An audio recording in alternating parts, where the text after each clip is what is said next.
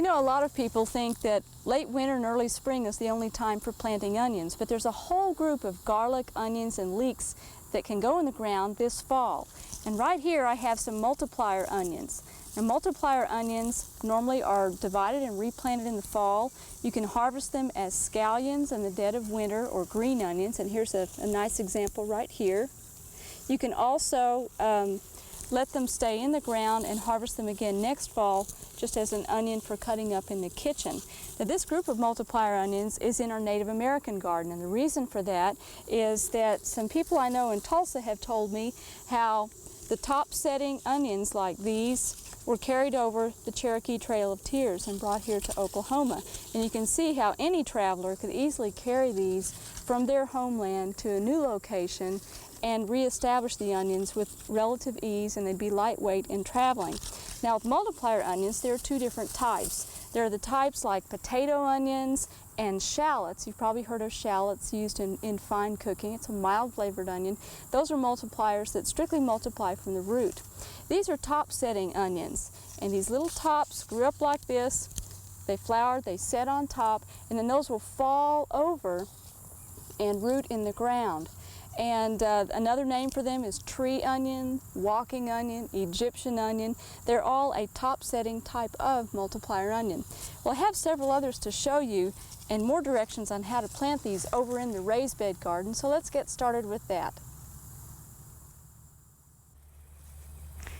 Now, for today, we just want to plant a small sampler garden of the different types of multiplier onions and garlic that you can be putting in the ground this time of year. And if you have the top set type multiplier onions, you can just take those little sets that are broken off and just poke them down in the ground.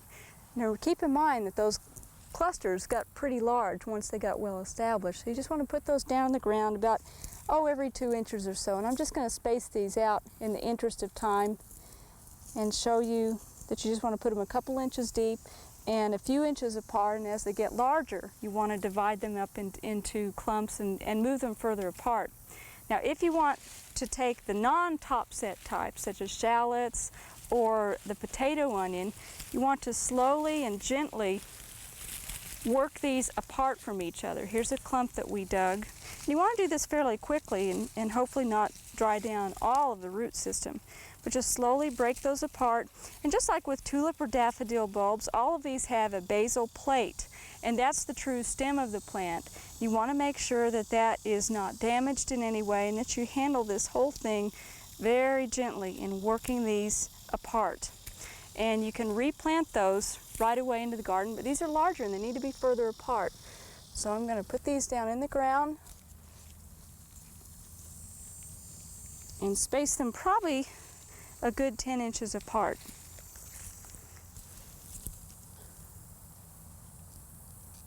The other little sets will just sort of grow through the winter, and we can use those as scallions and let these clump up again. Now, keep in mind you can eat these right now also. There's nothing wrong in that, but save some of your nicer ones for planting out in the garden. Okay, now we want to move on down to garlic. And the regular white garlic that you grow in the grocery store looks just like this, and that's how you can get a start of garlic if you wish. In the garlic industry, this is the time of year that they would be taking their best garlic and dividing it up. And they have different chores for people to do on garlic farms, and one of those chores is the position of clove popper. And if you're a clove popper, you're one of the most skilled workers, because it's your job to break open the bulb of garlic and pick out the very best cloves for planting. And a garlic grower will only select the very largest cloves for planting, because those are the ones that are going to make the largest bulb ultimately. Down within a bulb of garlic, you're going to have smaller cloves. Save those, put those aside for putting into salsas or chili, or for chopping up and storing. It's the very largest ones that you want to use in the garden. And again, keep in mind, this is the stem of the plant right here. And this is just a modified leaf that is growing up, and so you want to protect that as much as possible. And when you plant garlic and multiplier onions of any type, you want to make sure that you have it out in full sun, in a soil that is slightly acidic. It wouldn't hurt to put in some slow-release nitrogen ahead of time. And one thing that some of the larger garlic growers I know of recommend is the use of blood meal. They like that as a nitrogen additive in the soil because it is slow release. And you can put on, in the average garden, the equivalent of about 4 pounds of blood meal per 100 square feet, and that would probably cover you. Well, one thing we want to keep in mind is that because this is a modified stem, you want to plant it green side up, just like you would tomatoes or apple trees or what have you. This is the basal plate or the stem right here. It goes down in the soil, and you want to plant that about 2 inches deep and space these about 5 inches apart.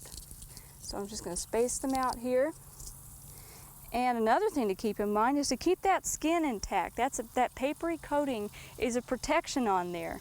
It's very easy to bruise garlic cloves by handling them roughly and just tossing them into a box.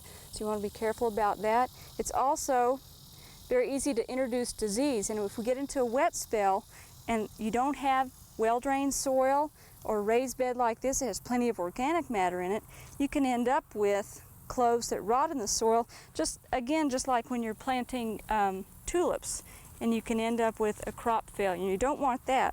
A lot of times I'll tell people growing garlic is like having a baby. It takes 9 months to get garlic up and ready for harvest for next June. So you want to put it in between now and probably the 1st of November.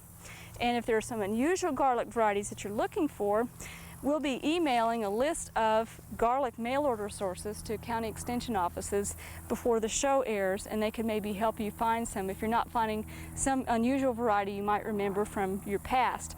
This right here is Italian garlic. It's different than the standard white garlic. It is stronger flavored. A lot of people who do gourmet cooking prefer that. It's planted just the same way.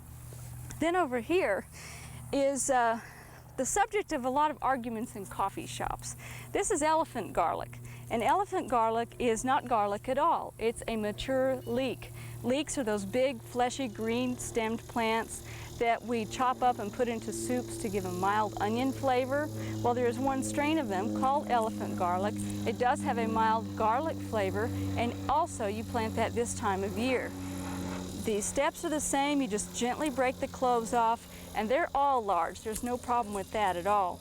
And you want to plant those about twice the diameter of the ultimate size bulb you wish to grow. And that's the rule of thumb on spacing garlics apart. So if we put this back together and look at how wide that is, that's probably about 3 inches across. You want to plant them a minimum of 6 inches apart. Last of all, and the depth on these are probably about twice the depth of the bulb. Last thing I want to mention is if you have any garlic or elephant garlic, that's what we call a rounder that has no cloves, go ahead and plant that. That will be a good mother clove to put in the ground, and it will go ahead and make garlic for you later in the season. Last of all, if you have any chopped garlic that you want to store in olive oil, keep in mind that you need to keep it at a low pH to avoid botulism. So soak the cloves in vinegar for 12 to 24 hours before putting it up in olive oil to prevent disease around the kitchen. Well, I hope you've enjoyed learning about garlic. Right now we've got one other plant to divide over in the water garden.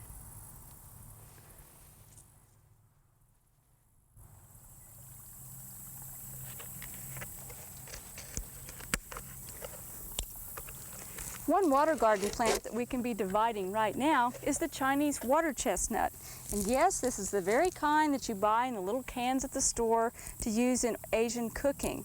And you just break those off, you'd peel the black skin away, and those will be ready for eating. But also, this plant needs dividing. As you can see from the circled roots, what you want to do is clip these apart, as with any pot-bound plant, then separate the plant out, and make sure, as with all water garden plants, that when you're dividing the clumps up, you have a good one right here, you want to replant that back into heavy garden soil.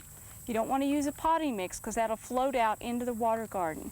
And then once you get that plant potted up and the potting soil in there, cover it over with some rocks. And don't get these mixed up with the water chestnuts that you're about to eat, but cover it over with some stones so that you won't murky up the waters. And keep in mind that now's the time to do this, and you can enjoy some fresh Asian vegetables right out of your own water garden.